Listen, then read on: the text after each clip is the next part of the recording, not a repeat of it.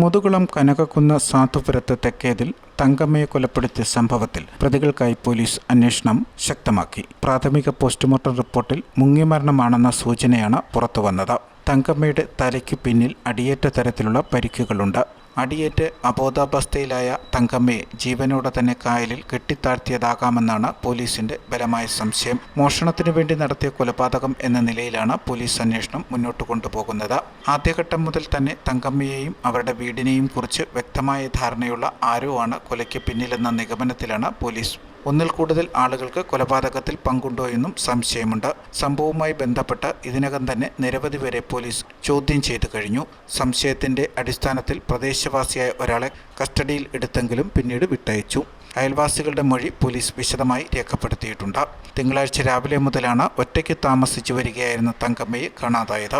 ഇതുമായി ബന്ധപ്പെട്ട് കനകക്കുന്ന് പോലീസ് അന്വേഷണം നടത്തി വരുന്നതിനിടയിലാണ് ചൊവ്വാഴ്ച പുലർച്ചെ 6 ആറാട്ടുപുഴ കിഴക്കേക്കര കീരിക്കാട് ജെട്ടിക്ക് സമീപം കായലിൽ മൃതദേഹം കണ്ടെത്തിയത്.